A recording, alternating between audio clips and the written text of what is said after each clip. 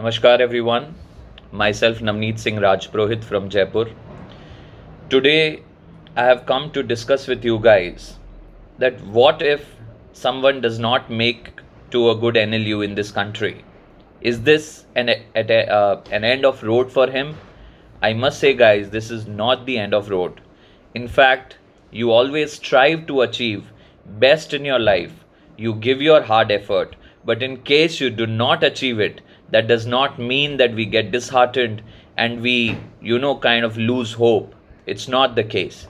Life is more about it has lot more to offer other than being only studying only in the big universities or colleges. Eventually it's your hard effort and hard work that pays off well in your life. So in this video, I'll be telling you that if not the NLUs, then which are the colleges? Because this is a very popular question and this is a very frequent question from all my students across the country who keep messaging me and asking me that, sir, in case we don't get a good NLU, then what is the other option for us?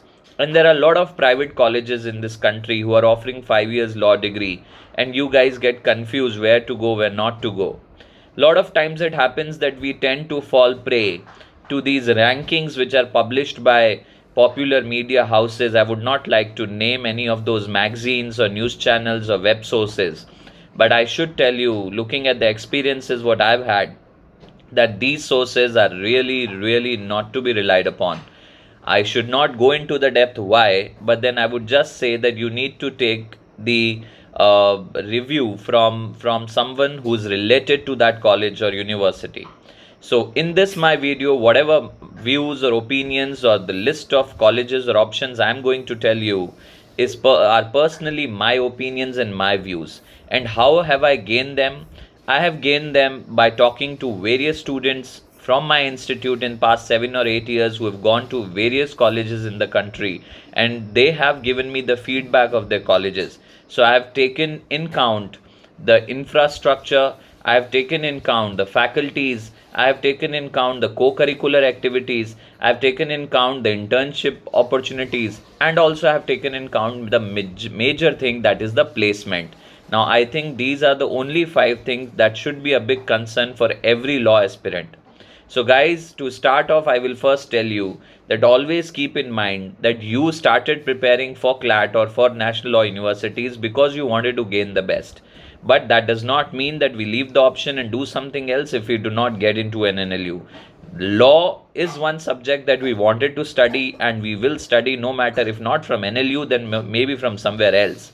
So in this video, I'll tell you that how do you choose a law college in this country and which law colleges you should choose, so that there is a clarity. Now in my other video in this channel itself, you will see that I had asked you, or even I had guided you, how to fill the preference list of NLUs, the order of NLUs preference, alright, in CLAT form. Now I'm talking about the other colleges other than NLUs. So I have divided the colleges in India, the law colleges in India, in 3 sectors: tier 1 colleges, tier 2 colleges, and tier 3 colleges. Alright, obviously you understand that this is like a ranking that I'm giving to all these colleges. Now obviously, if I have to talk about tier 1 colleges for studying law in India, then I must tell you that the 14 national law universities which are there even on the CLAT consortium website on the top. So basically you include there Bangalore, obviously number 1, then you have Delhi, NLU Delhi takes its separate exam, but it's there, Nalsar, then NUJS, Kolkata, Jodhpur, Bhopal, Gandhinagar, Lucknow, Ranchi, Patna, Patiala, Odisha. So I have counted all those colleges in the tier 1 NLUs. So that's how you choose college. You try your level best to get into these top 14 NLUs, which I say top 14, I call them tier 1 NLUs or tier 1 law colleges in the country. I really do not find all the NLUs worth going at the first go, but at least these 14 NLUs you can blindly choose if you get into these colleges after writing your CLAT. So basically I'll tell you what colleges I have excluded. So you can just have your paper and pen in hand and you can probably write it down somewhere, because this will be very useful for you for choosing colleges in India. So which I have excluded in tier 1, the NLUs which I have excluded is NLU Assam, NLU Vishakhapatnam, NLU Tamil Nadu, Nagpur, Aurangabad, Shimla, Jabalpur, Haryana. So these are the NLUs which I have excluded from tier 1 NLUs. You can skip these NLUs and you can choose only the top 14 first. Now, in case you do not get into the top 14 NLUs, now what? So now comes the tier 2 colleges, to study law in this country. So I would like to tell you that there's a very good college called as Symbiosis Law College. Now, as far as Symbiosis Law College is concerned, you should know that Symbiosis is currently running in 3 campuses. So Symbiosis has one campus in Pune, and that is the oldest campus of Symbiosis, also the most popular. Then Symbiosis Law College Noida, and then Symbiosis Law College Hyderabad.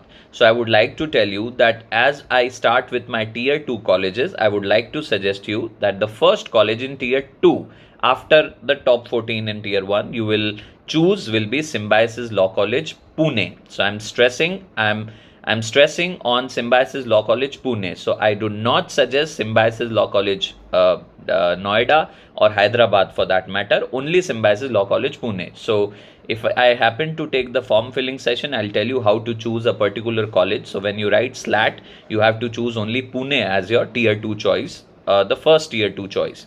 Now, in case you do not even get to Symbiosis Law College Pune, then comes the number of GJLS. So that is Jindal Global Law School, Sonipat, Haryana. This college, guy, is also doing very well from past few years. However, I should make I should make you guys note of one point here, that the fees of this college is very high, basically around 7 to 8 lakhs. However, they offer scholarships, but then that is, the chances are meager. So you might, if you do not have any financial issues, you can choose Jindal Global Law School. They have good foreign universities tie up, foreign exposures. So you might choose this college as tier 2 ka second choice.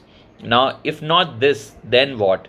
Then you will come back to the choice of the 8 NLUs that you had left in tier 1. So if not Symbiosis Pune, if not GJLS, then you might choose the rest 8 NLUs from the CLAT colleges, CLAT consortium colleges, which in case you get through as tier 2 choice. And even if those not 8 NLUs you don't get through, then your choice should be Army Institute of Law, Mohali. Not many people are aware about this college because of the fact that this college has a greater reservation for army background people. So obviously there are very less number of seats that is available for general category students, but you can still give a shot to it and try your chance, because this college is also good according to me, and this is your tier 2 college ka last option. So now I told you tier 2 colleges. In case you don't make it to the tier 1 top 14 NLUs, I'm repeating again, in tier 2 your first choice is Symbi Pune, obviously because it's one of the oldest law colleges, good placement, everything fine. Then if not Symbi, then you have Jindal Global Law School. If not that, then you have the rest 8 NLUs which you left in the option, and the fourth is your Army Institute of Law, Mohali. Now, in case you don't even get to these colleges, now what? Now comes the tier 3 level of law colleges in this country.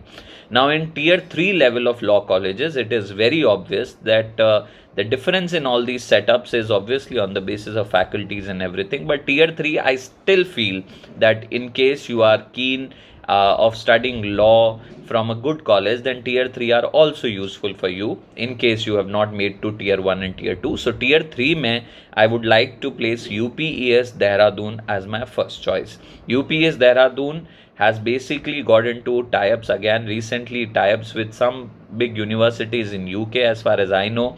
And the feedback that I've got, they have improved a lot on their infrastructure, their placement. So UPS can be a good option, only Dehradun campus for tier 3 ka first choice. If not that, then you can choose a college like GLC Mumbai in tier 3 and ILS Pune in tier 3. So GLC Mumbai and ILS Pune can be chosen in tier 3 colleges along with UPS Dehradun.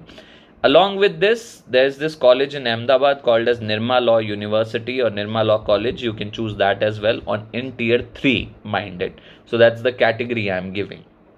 Alright, so I think I've made myself very clear how do you choose a law college in this country, tier 1, tier 2, tier 3.